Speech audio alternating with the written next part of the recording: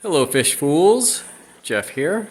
So this is my 6-foot 84-gallon community display tank. So I am in the middle of doing a water change, but before I finish topping off the water, I am going to release the emerald green Corydoras in that breeder box. Those are from some eggs that I collected that hatched out in the box, and several of them in there are pretty big. Some of them still are really small too, but I'm going to release them. And I did just scrape the front of the glass using this algae scraper magnet, and just from that it makes it look brighter looking through. And yeah, so I'm going to first release these Corydoras, and then I will finally add the fish that are in the community tank right now that are going to be moved to this tank. So currently there's, I believe, 12 species of fish in this tank, and I'm going to be adding 3 more species of fish. But yeah, so before doing that, let's release these Corydoras.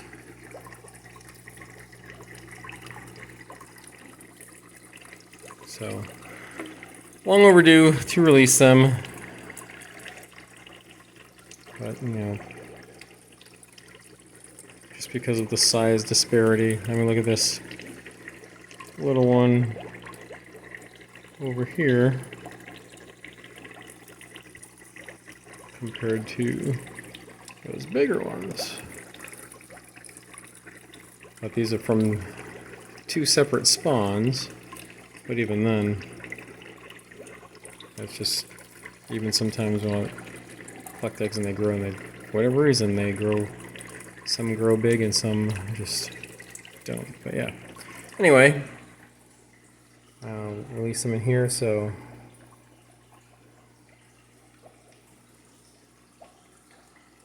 add to the emerald green Corydoras population in here.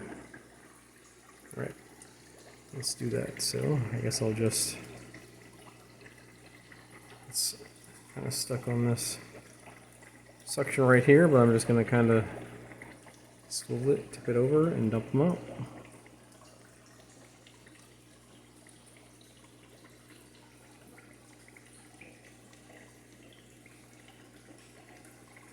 If any want to swim out on their own, off you go. There goes one. Oh, there goes another. Another one went inside. Came out and went in. Alright. A few catappa leaves. There goes another.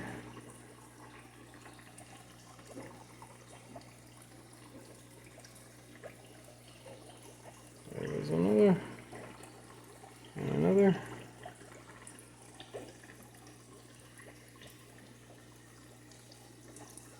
I don't think the little ones want to come out. There goes a tiny one. Got chased by Romeo's tetra. With the last few little ones, why don't I actually try to bring it down to the other side, because I did purposely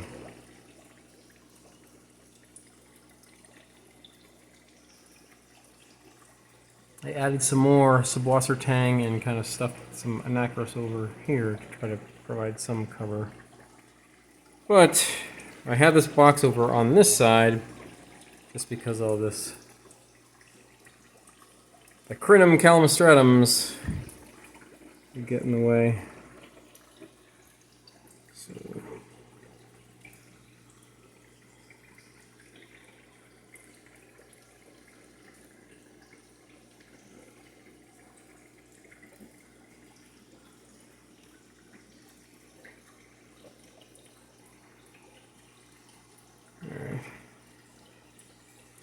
at least past one of the crinums.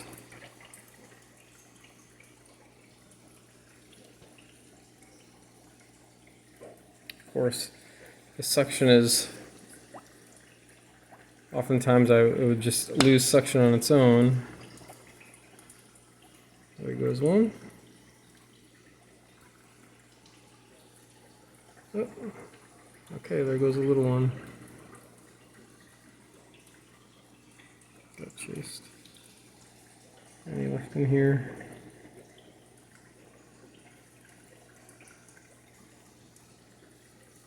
I think that is. Oh. There's another one trying to hang on. Oh, yep, there's still one in the box. I mean, the smallest ones are still that small that they could get eaten, but they can't stay in here forever. I gotta give them a chance.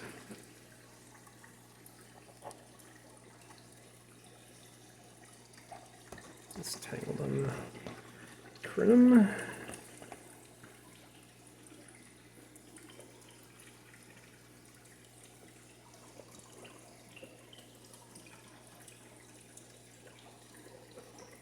Alright, I think that must be all of them. There's a snail inside. Yeah, alright, so there's that. And just these two little ones right here. That's a couple of them, not the smallest ones, but still a lot smaller than that adult right there. Alright. Alright, so that is finally releasing the Corydoras, and now I'm going to gather up the new fish. So stand by. There's one of the newly released Corydoras right there. Tiny one. Hopefully it'll be alright, but yeah. So, and that may, no, that's probably one that was already released a while back, but yeah. That should make about 30 emerald green Corydoras in here, where about half of them were born in this tank, not without intervention. There's a new one right there. But with all the fish in here, just when they would lay eggs, all the eggs would get eaten before they'd hatch. So I was hatching them out in a breeder box.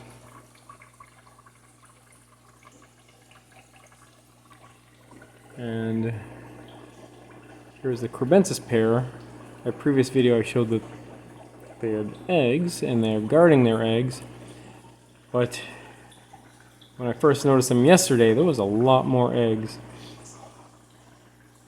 So I don't know if some are getting eaten or if the adults are moving them. Like, I don't know if there's any on the back side of this piney wood here that I can't see.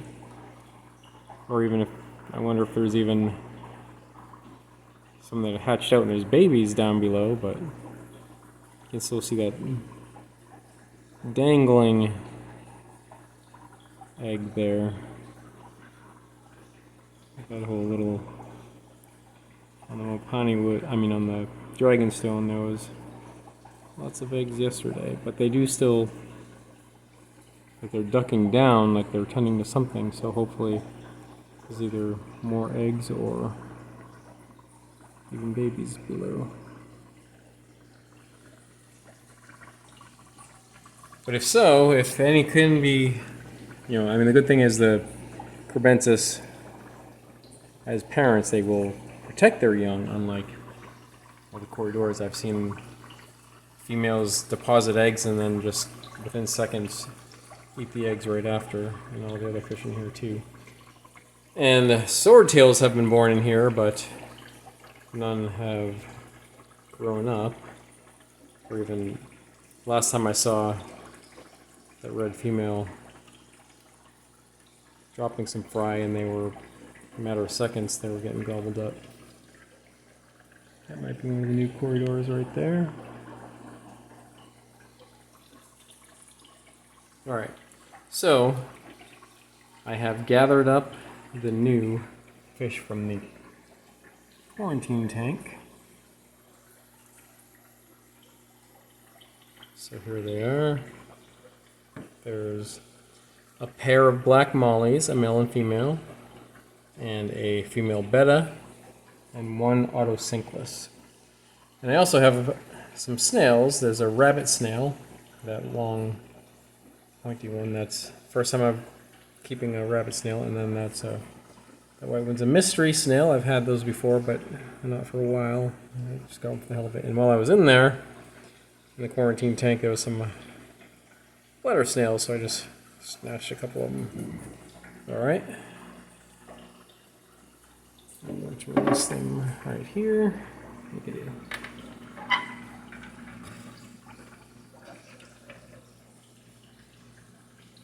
So, 3 more new species to this tank.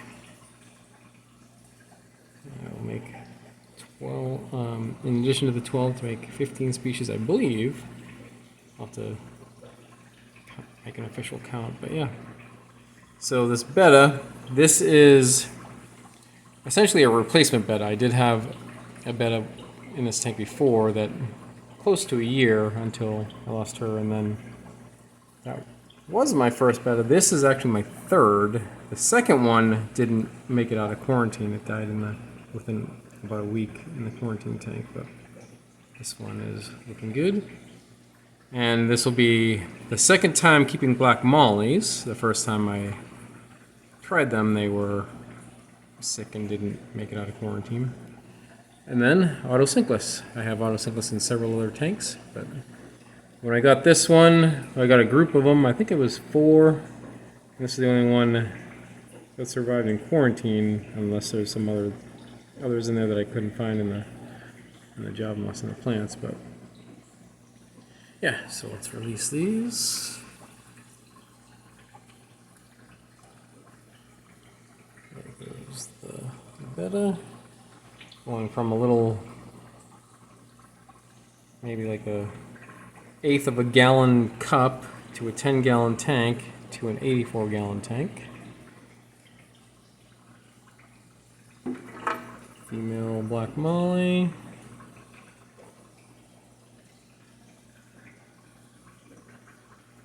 There's the male black molly. And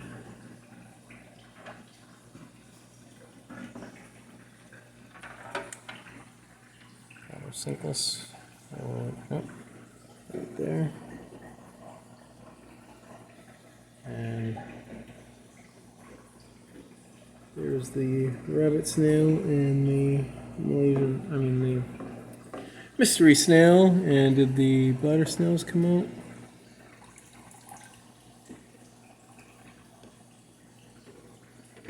No, it's stuck on the side in this container.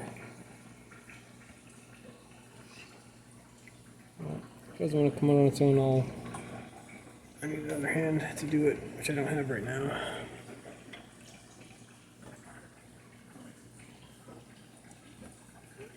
So I'll do that later.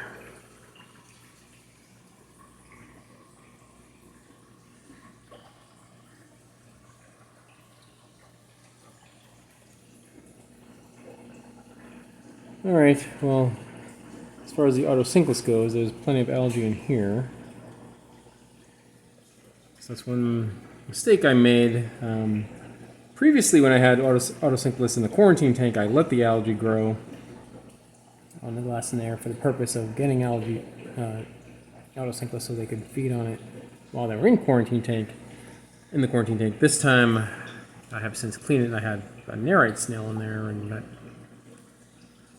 ate up all the algae before the autosynclus. So, I mean, being the only one, I do want to get a group of them in here, so the plan would be to let algae grow in the quarantine tank before we get another group of autosynclus. There's the betta.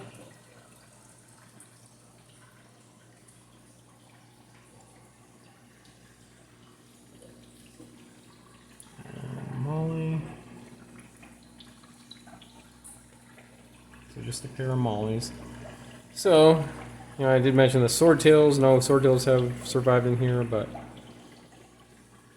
maybe now that I have added all this subwasser tank, I mean, that was a difference maker in my 29-gallon swordtail tank when it was shortly after the subwasser tank was added and grew until that population took off. But yeah, hopefully see some Corydoras babies. But all right, well, that's it for now. I will follow up with an update of this tank. I mean, you know, spend most of the time showing the releasing of the fish, but I'll go through the whole tank talking about the species in here. But this is an awesome mix of fish. All right, well, that's it for now. And remember, I'm Jeff, and I enjoy fishies. Thanks for watching.